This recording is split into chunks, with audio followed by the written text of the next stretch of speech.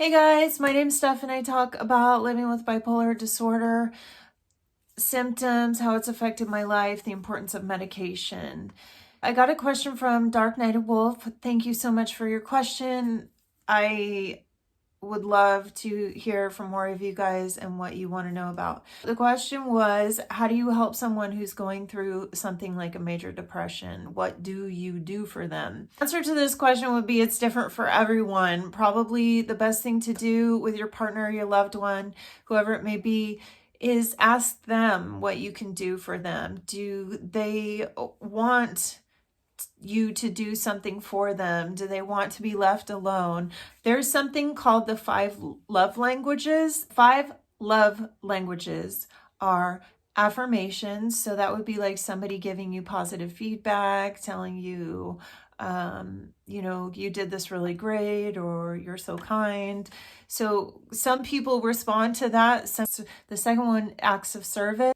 Acts of service would be if you're someone and you really appreciate it, you see love in someone doing the dishes for you or cleaning up when you're having a bad day. There's also gifts.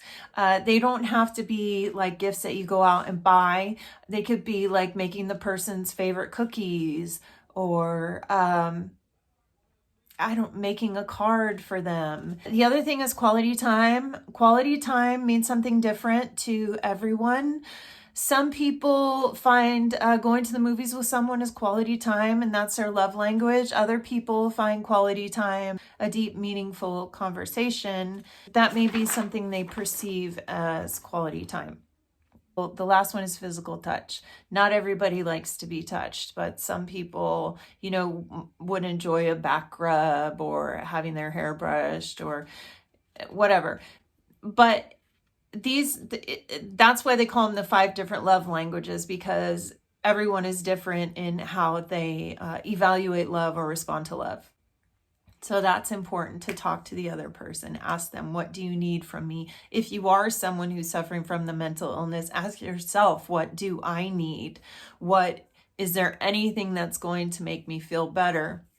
One of the major things that you learn in therapy is cognitive behavioral therapy, which is getting behind your thoughts, understanding that your thought is not an emotion. Your thought causes the emotion. It's not your emotion that's hurting you. It's the thought that is activating the emotion. So that's a big part of cognitive behavioral therapy. So if you can get into mindfulness, that will definitely help you. One of the biggest things that I think helps my relationship with my husband is his patience. He has a very, very high level of patience. And just real quick advice to anybody out there who has a mental illness: if you're dating someone or you want to date someone, don't be afraid to tell them about your mental illness. Tell them about it right away. Then you won't have to waste your time, because there's a couple different kinds of people in the world. People that want to learn about something and can deal with something, and then there are the people who just can't deal with stuff. They haven't been given the tools. They don't know how. They can't deal with their emotional stressors, so they don't know how to relate to you. Okay, so other coping skills. What did I learn? Give me a sec. Let me go through my papers here. I dug out all my notes to just go over what I learned in intensive outpatient. A lot of the things that we would do would be like write a letter to ourselves. Like I have one here.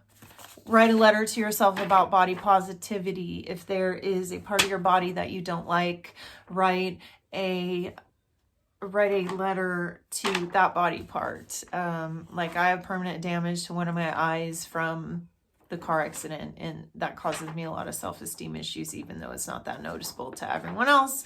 To me, it's a constant reminder of being run over by the car. So I wrote a letter to that, which did actually make me feel better. This is my favorite one. These are called visual haikus. Again, I'm going to post some pictures of some of these handouts at the end of the video, and you can pause it and so you can get an idea.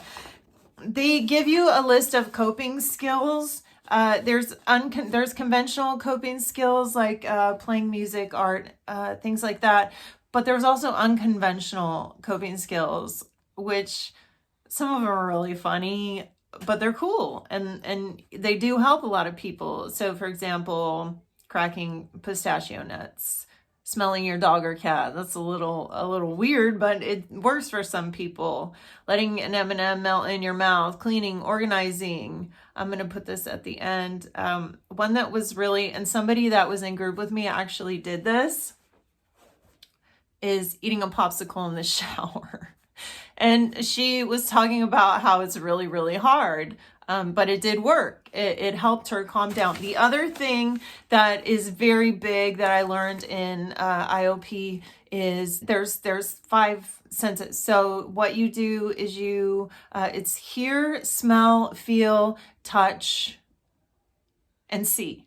So when you're having a panic in your mind, if you can step back and go, okay, what are 5 things? What can I see? I can see something blue. I can smell coffee or grass or whatever's there. I can touch my jeans. I feel myself touching my jeans right now. I can hear the TV from the living room. So those type of examples. So I hope this has helped. There were a couple of other things that I did in group that really helped us. We learned about setting boundaries. A big thing with bipolar disorder, and I'm sure schizophrenia, some other mental illnesses, a lot of them, actually probably depression, all of them, involve shame and guilt. When somebody comes down from a major manic episode, if you don't know what that is, I'll put a link below. When somebody goes through either a major depression, a major manic episode, or psychosis, when you come down from that, you have an massive amount of depression, and you feel guilt and you feel shame. You feel guilty for being too depressed to want to hang out with your friends, or you feel ashamed that you were so psychotic. You have severe embarrassment of the way you treated people. So you can help someone that you love by reassuring them that these actions are caused by your mind taking over. It's kind of like you're possessed. It's something grabs hold of your mind, and all of the trauma that you've ever felt in your life boils up and manifests in delusions and other things. So yeah, I know I rambled on a lot in this video. I know this is a long video, but I really wanted to make sure that I gave you guys a lot of examples. Did I show you that one? The visual haikus. I did, but I didn't explain it. So the visual haiku, I call it the boxes, is you break out your thought into pictures. So like so for me, I drew a person, and then for should, I drew like a clock, like it's in the past, but I should have paid attention at that time. And then I is like I drew a person holding a box of stuff, and then communicated better. So this is like a blowhorn. So I wrote, I should have communicated better. So breaking apart the thought in pictures like that takes the power away from the thought. I also had another one where this person is a biatch. So it had like a little picture of a dog over here.